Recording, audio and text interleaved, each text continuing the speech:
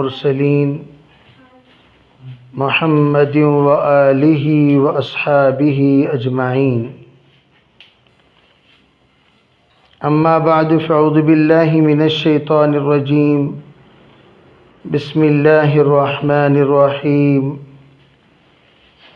أرأيت الذي يكذب بالدين فذلك الذي يدع اليتيم ولا يحض على طعام المسكين فويل للمصلين الذين هم عن صلاتهم ساهون الذين هم يراءون ويمنعون الماعون صدق اللہ العظیم۔ یہ سورۃ الماعون ہے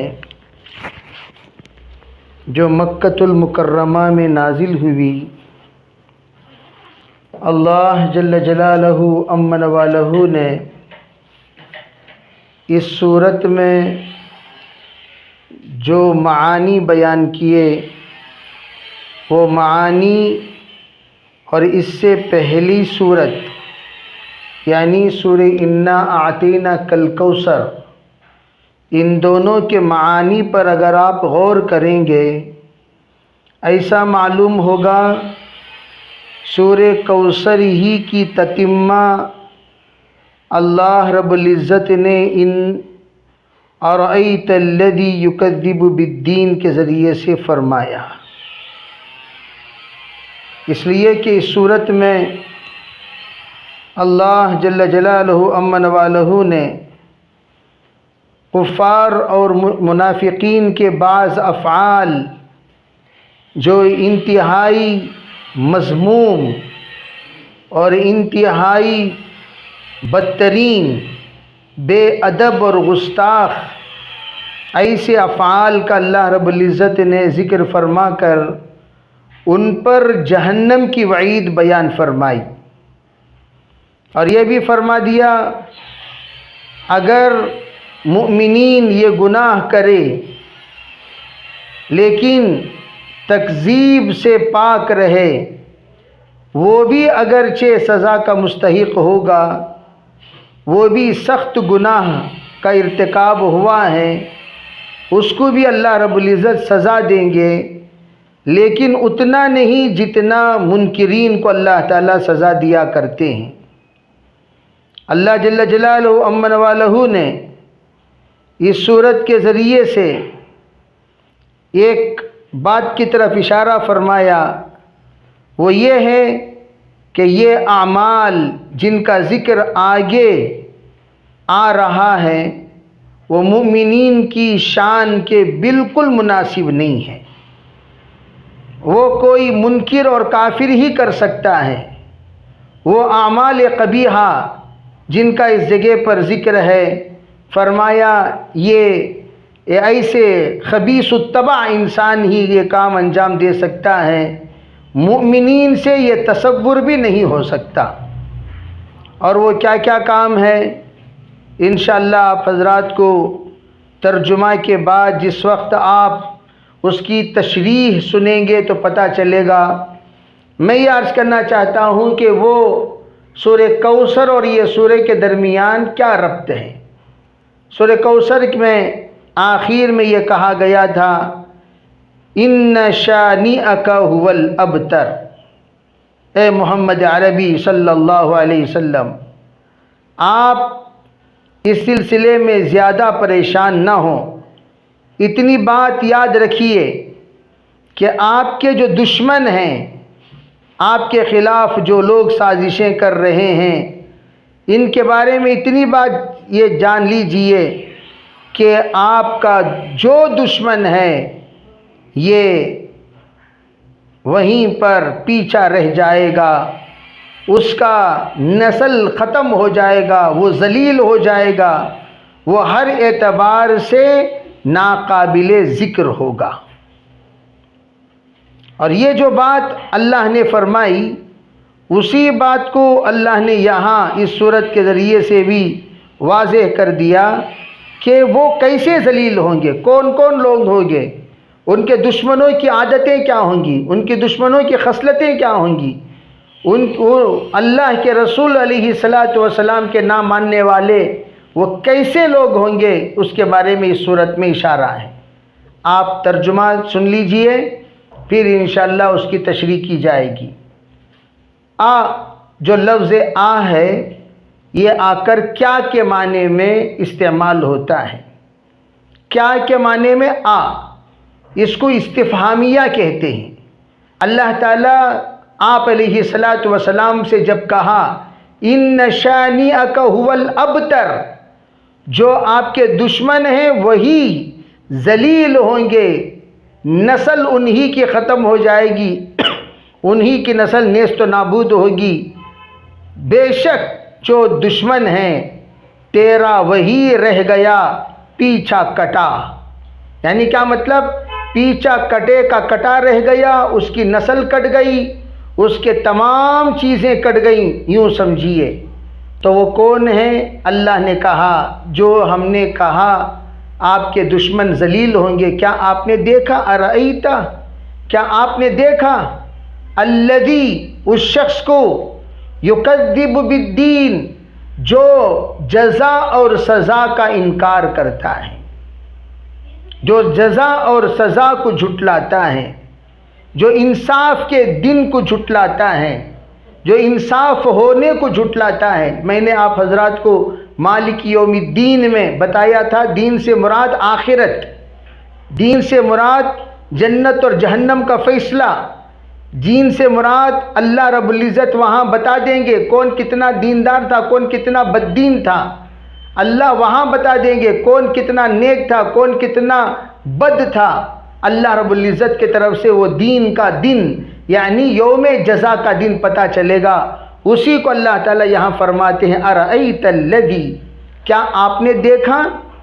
یعنی صرف یوں مت سمجھیے ہم کہہ رہے ہیں آپ سن رہے ہیں بات ختم ہو گئی، نہیں، آپ دیکھیے جن لوگوں نے دین کے خلاف ورزی کی، مذاق اڑایا قرآن کا، شریعت کا، کلمے کا، توحید کا، رسالت کا، ان کا انجام جا کر دیکھ لیجئے کہ وہ لوگ کیا سوچ رہے تھے۔ کیف یحیی العظام وہی رمیم، ابو جہل ایسا کمبخت وہ کہنے لگا جس وقت آپ علیہ الصلاۃ والسلام یہ دعوت دے رہے تھے، ارے بھئی اللہ رب العزت حشر کے میدان میں دوبارہ اٹھائے گا اور اللہ پوچھے گا اور اللہ سزا دے گا، اللہ بدلہ دے گا۔ جب کہہ رہے تھے آپ تو وہ کہہ رہا تھا اٹھا کر مٹی کو اور اٹھا کر ہڈی کو جو بوسیدہ ہو گئی تھی، کہا جب یہ رمیم ہو جائے، بوسیدہ ہو جائے، تمہارا پروردگار کیسے ان ہڈیوں کو زندہ کرے گا؟ تو اللہ تعالیٰ نے اس کا جواب دیا تھا قل یحییھا الذی انشأھا اول مرہ، ارے پانی کے قطرے کو جب اللہ انسان بنا سکتا ہے، کیا تمہارے یہ ہڈیوں کے ڈھانچے کو اللہ تعالیٰ انسان نہیں بنا سکتا؟ اللہ کے نزدیک یہ چیز بالکل آسان ہے، جو پہلی مرتبہ بے مثال کو اللہ با مثال بنا سکتا ہے۔ اللہ رب العزت ایسی چیز جس کی کوئی بنیاد ہی نہیں تھی، اللہ اس کی بنیاد ڈال سکتا ہے، اسے شکل دے سکتا ہے، اسے نقشہ دے سکتا ہے، اسے انسان بنا سکتا ہے، اس کے اندر روح پھونک سکتا ہے۔ کیا اللہ تعالیٰ ان ہڈیوں کے ذریعے سے دوبارہ اللہ انسان کو زندہ نہیں کرے گا؟ کن فیکون کا اللہ مالک ہے، کن کہے گا وہ چیز زندہ ہو جائے گی۔ اللہ رب العزت کریٹر ہیں، وہ جب چاہے جیسا چاہے باری تعالی وہ خالق کائنات وہ پیدا کر لے سکتا ہے۔ اللہ کے لیے کوئی مشکل نہیں، کوئی دشوار نہیں۔ اور ان کم وقتوں کا انجام آپ دیکھتے رہیے کیا ہوگا۔ ارأیت الذی، کیا آپ نے دیکھا اس شخص کو، یکذب بالدین، جو دین کو جھٹلاتا ہے، جو یوم جزا کو جھٹلاتا ہے، جو انصاف کو جھٹلاتا ہے۔ پھر کیا کہا؟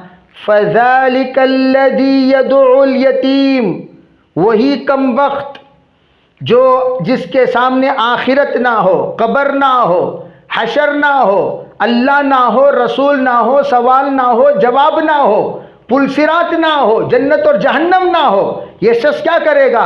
فذلک الذی، یہ وہ شخص ہیں، یدعو الیتیم، یہ وہی ہیں جو دھکا دیتا ہے یتیموں کو، یدعو دھکا دینا، یتیما یتیموں کو جو دھکا دیتا ہے، فذالک یہ وہی شخص ہے، الذی جو دھکا دیتا ہے، یدعو الیتیما یتیموں کو، یتیموں کو دھکا دیتا ہے۔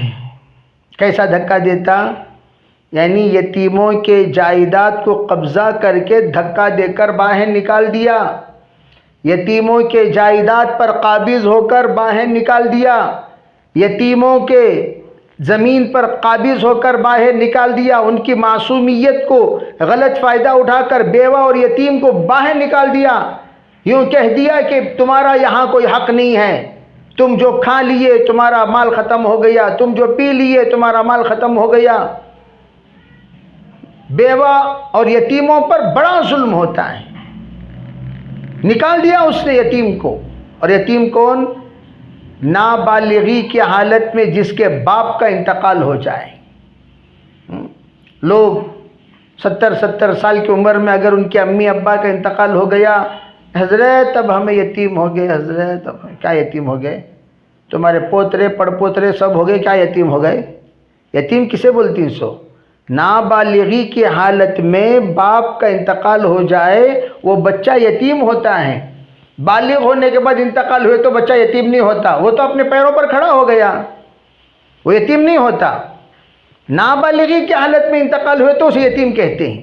بھئی یہ بچہ یتیم کب تک؟ جب تک کہ وہ بالغ نہ ہو۔ اسی لیے کہا جاتا ہے یتیموں کے مال کا اس وقت ایک وکیل، ایک ذمہ دار متعین کیا جائے گا جو اس کا امانت دار بھی ہوگا، ہمدرد بھی ہوگا اور رکھوالا بھی ہوگا اور ہر اعتبار سے خیال رکھنے والا بھی ہوگا، اس کے ذمے حوالہ کیا جائے گا۔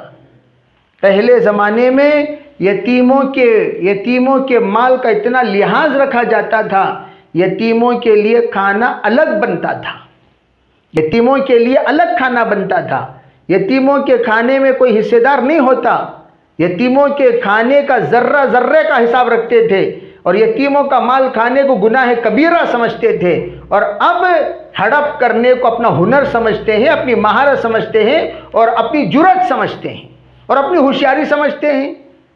اللہ تعالیٰ فرماتے ہیں فَذَلِكَ الَّذِي، جانتے ہو آخرت کو بھولا ہوا انسان کون ہے؟ اللہ۔ فَذَلِكَ الَّذِي، یہ وہی انسان ہے، يَدُعُ الْيَتِيمَ، جو یتیموں کو دھکا مار کر کیوں کہہ دے اب تمہارا یہاں کوئی حصہ نہیں، تم کون ہو؟ تمہارے باپ رہنے تک تم یہاں رہ سکتے ہو۔ شریعت مطہرہ میں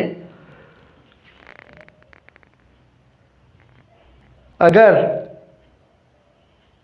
بیٹے کا انتقال ہو گیا باپ کی موجودگی میں، بیٹے کا انتقال ہو گیا باپ کی موجودگی میں،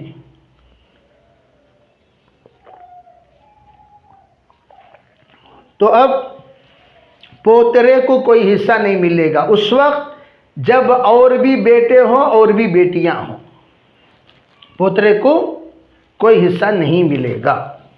یہ شریعت مطہرہ کا حکم۔ اب لوگ حیران ہوتے ہیں پوترے کو حصہ نہیں ملے گا، بیچاری یہ بیوہ کہاں جائے گی، بیچارے یہ بچے کہاں جائیں گے؟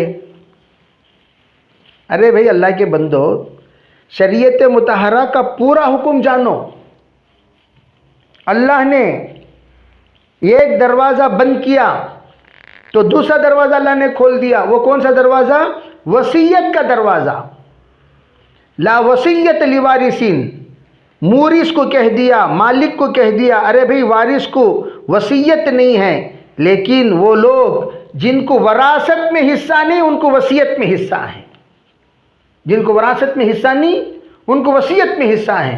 اگر آپ یہ دیکھ رہے ہیں کہ باپ موجود ہے، بیٹے کا انتقال ہو گیا، جیسے کہ ابھی کرونا میں بہت سارے بچوں کا انتقال ہوا، نوجوان بچوں کا، چھوٹے چھوٹے بچوں کے ساتھ بیچارے وہ بیچاری یتیم بچوں کے ساتھ بیوہ رہ رہی ہیں۔ اب لوگوں نے کیا کہا؟ فتویٰ لیا۔ فتویٰ لینے کے بعد جب فتویٰ یہ آیا کہ اگر باپ کے حیات میں بیٹے کا انتقال ہو جائے، دیگر بھائی اور بہن موجود ہوں تو ان کے پوترے کو کوئی حصہ نہیں ملے گا۔ یہ فتویٰ سوال کے جیسا سوال آپ نے کیا اس کا جواب مل گیا کیا کوئی اور شکل ہے جس کے ذریعے سے یتیم بچوں کو کوئی حصہ مل سکتا ہے؟ کہا ہاں۔ کیا شکل ہے وہ وصیت کی شکل ہے۔ دادا اپنے پوترے کے لیے وصیت کر سکتا ہے، میری جائیداد میں سے اتنی رقم میرے پوترے کو، میری پوتری کو پہنچا دیا جائے، میرے یتیم پوترا، یتیم پوتری، اس کو اتنا حصہ، اتنی زمین یا یہ سائڈ، یہ 1/3 تک وہ بندہ وصیت کرنے کا حق رکھتا ہے، وہ وصیت کر سکتا ہے۔ شریعت نے ایک دروازہ بند کیا تو دوسرا دروازہ کھولا، اور یہ دروازہ لمیٹڈ ہے اور وہ دروازہ ان لمیٹڈ ہے۔ اب بتائیے شریعت نے رحم کیا یا ظلم کیا؟ بے شریعت نے کتنا رحم کیا کہ اس نے ایک دروازہ بند کیا تو دوسرا دروازہ کھول دیا۔ تو اب میں یہ بتانا چاہتا ہوں کہ جو شخص آخرت پر یقین نہیں رکھتا وہ کیا کرے گا؟ یدعو الیتیم، وہ یتیموں کو دھکا دے گا۔ صرف اتنا ہی نہیں، اب یہ بیچارے یتیم اور مسکین، لاچار، فقیر، وہ لوگ ان کے ساتھ کیا کرے گا؟ وَلَا يَحُضُّ عَلَى طَعَامِ الْمِسْكِينِ، وہ ہرگز ترغیب نہیں دے گا، تاکید نہیں کرے گا محتاجوں کے کھانے پر۔ کیا مطلب؟ یعنی وہ ترغیب نہیں دے گا کہ محتاج لوگ آئے ہوئے ہیں، بھئی تمہارے گھر میں کل کی روٹی ہے دے دو، چاول ہے دے دو، سالن ہے دے دو، فلاں فروٹس ہیں دے دو، ارے بھئی یہاں تو ڈھیر بھر کے پھل پڑے ہوئے ہیں اس میں سے دے دو۔ وہ ترغیب بھی نہیں دے گا، خود دے گا بھی نہیں، دینے کے لیے کسی کو کہے گا بھی نہیں، خود دے گا بھی نہیں، دینے کے لیے کسی کو۔ اسی لیے اللہ کے رسول علیہ السلام سے پوچھا گیا، حضور کیا مومن یہ ہو سکتا ہے؟ آپ نے فرمایا ہو سکتا ہے۔ وہ ہو سکتا ہے، کیا ہو سکتا ہے؟ پھر آخر میں آپ نے فرمایا مومن جھوٹا اور کنجوس نہیں ہو سکتا۔ کیا نہیں ہو سکتا؟ جھوٹا نہیں ہو سکتا اور کنجوس۔ بھئی نماز پڑھے کیا؟ نہیں پڑھے گا تو بولا نا نہیں پڑھے، سچا اسی کہتے ہیں۔ نماز تو پڑھے نہیں، نمازیوں کی طرح ایکٹنگ کرتے ہو جیسے کہ آگے آیت آ رہی ہے، تو یہ چیز انتہائی خطرناک چیز ہے۔ کیا کہا جا رہا ہے؟ تو یہ وہ شخص ہے جھوٹا نہیں ہو سکتا اور پھر بخیل نہیں ہو سکتا۔ بخالت اسے کہتے ہیں کوئی خرچ کر رہا ہے، اس کو پیٹ میں درد ہوتا ہے۔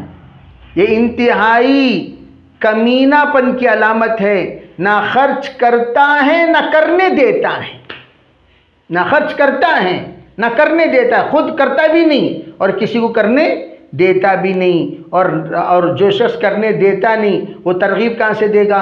ارے بھائی جیسے مشہور مقولہ ہے، دے دو دلا دو یا دینے والے کا گھر بتا دو، دے دو دلا دو یا دینے والے کا گھر بتا دو۔ کیا مطلب؟ اگر آپ براہ راست دے سکتے ہیں آپ دیجئے، ارے بھائی لو ہمارے طرف سے یہ مدد ہے، یا نہیں تو کہیے ارے بھائی آپ کے پاس اگر کچھ رقم ہو صدقہ کی، زکوٰۃ کی، یا بیچارہ بہت مجبور ہے، آپ مدد کرنے کی ماشاءاللہ حیثیت پر ہیں، اللہ نے آپ کو ہر اعتبار سے نوازا ہے، ذرا فلاں بیچارے کا بھئی دوائی کا معاملہ ہے اسے حل کر دیتے، بچی کی شادی کا معاملہ ہے اسے حل کر دیتے، بڑا فائدہ ہوگا۔ اگر اس بیچارے کے طرف سے چند ترغیبی جملے کے ذریعے سے وہ بندہ تیار ہو گیا تو کیا ہوگا؟ الدال الی الخیر کفاعلہ، جو خیر کی طرف رہبری کرنے والے کو اللہ اتنا ہی ثواب دے گا جتنا خیر کا کام کرنے کا اللہ ثواب دیتا ہے۔ تو یہ پوچھا گیا فَذَلِكَ الَّذِي يَدُعُ الْيَتِيمَ وَلَا يَحُضُّ، اتنی ہی بات نہیں بلکہ وہ ہرگز ترغیب نہیں دیتا علی طعام المسکین، مسکینوں کے کھانے کی طرف، مسکینوں کی کھانے کی ترغیب نہیں دیتا۔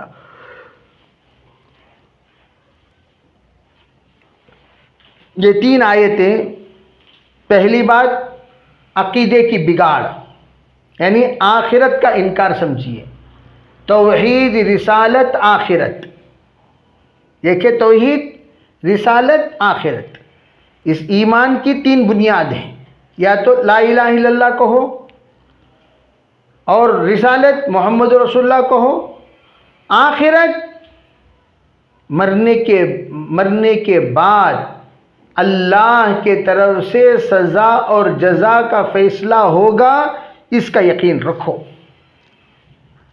یہ تین چیزیں مل کر ایمان ہوتا ہے۔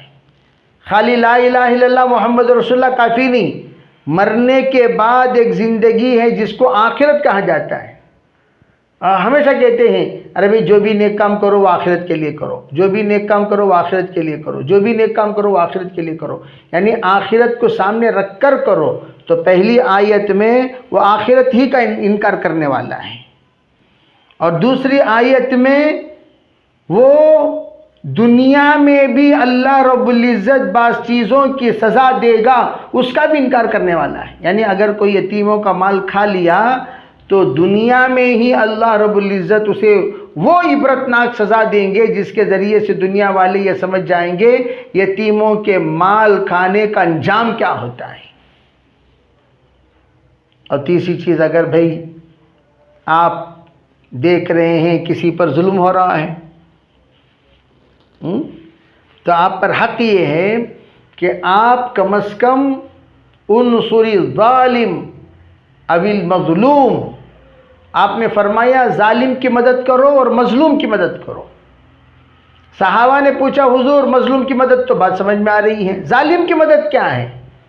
حضور نے فرمایا اگر کوئی شخص اپنے اوپر ظلم کر رہا ہے، ایک تو یہ کہ دوسروں پر ظلم کرنا، ایک کہ اپنے آپ پر ظلم کرنا، تو اس کی مدد یہ ہے اس سے یہ سمجھاؤ بھائی آپ جو کر رہے ہیں یہ اچھی چیز نہیں، اس کا نقصان ہمیں خود ہوگا، ہمیں خود ہوگا۔ تو کیا کریں؟ ایک کو تڑپتا ہوا دیکھ کر خاموش مت رہو، تڑپتے ہوئے دیکھ کر چلے جانا، بے رخی کر لینا، جان کر بھی انجان کر دے ہو جانا، کسی کو مبتلا حال دیکھ کر، مبتلا مصیبت دیکھ کر راستہ کاٹ لینا، یہ تمام وہ باتیں ہیں جو ہمارے مددوں کے راہوں کو بند کرنے والی چیزیں۔ کل کا دن ہم پر اللہ نہ کرے، اللہ نہ کرے، اللہ نہ کرے، 100 بار اللہ نہ کرے، اگر کوئی حالت ناگفتہ بھی آ گئی تو کوئی ہمارا مددگار نہیں ہوگا۔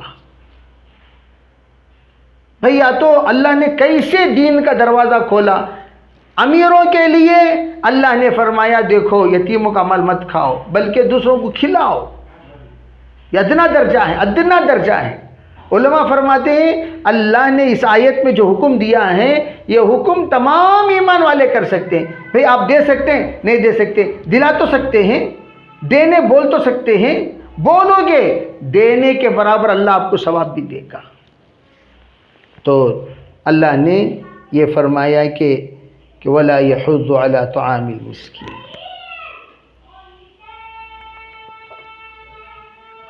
یہ حقوق العباد کو اللہ نے پہلے ذکر فرمایا۔ ایک بات یاد رکھیں، اول ما يحاسب به العبد یوم القیامہ الصلاۃ، حدیث پاک میں ہے اللہ تعالیٰ سب سے پہلے بندوں کا جو حساب لے گا وہ نماز کا لے گا، یہ تو حدیث پاک میں ہے۔ اور حدیث پاک میں یہ بھی ہے فَإِن صَلُحَتْ، اگر نماز صحیح سالم نکل آئی تو تمام عبادتیں صحیح سالم ہو جائیں گی۔ نماز میں فرق پیدا ہو جائے گا تو تمام عبادتوں میں فرق پیدا ہو جائے گا۔ اس لیے اللہ رب العزت سب سے پہلے نماز کو لانا چاہیے، لیکن اللہ تعالیٰ نے نماز کو لا رہے ہیں 4 آیت میں۔ نماز کا جو ذکر ہو رہا ہے وہ 4 آیت میں ہو رہا ہے، اور پہلی آیت میں آخرت کا ذکر ہوا تو آخرت میں حساب کس کا ہوگا وہ آ کر اللہ نے بتا دیا۔ دیکھو عبادتوں میں پہلا سوال نماز کے بارے میں ہوگا، لیکن بحیثیت انسان ہونے میں سب سے پہلے اللہ کو جو غصہ آئے گا، اللہ نے اشارہ فرمایا انا وکافل الیتیم، میں اور یتیم کا رکھوالا، میں اور یتیم کا کفیل، میں اور یتیم کا ذمہ دار، میں اور یتیم کو دیکھنے والا کہاتین یوم القیامہ، دو انگلیوں کو آپ نے قریب قریب رکھ کر فرمایا جس طرح شہادت کی انگلی درمیانی انگلی دونوں کو پاس میں جوڑ کر دیکھو، جیسا درمیانی انگلی سیدھے طرف ہے، ذرا آگے ہے، بائیں طرف چڑا پیچھے ہے، بس اتنا ہی فاصلہ ہوگا، میں آگے رہوں گا، میرے پیچھے کافل یتیم رہے گا۔ بعض نے تھوڑا سا فاصلہ یوں کر کے فرمایا جو وکٹری کی سگنل ہے، تو کیا فرمایا؟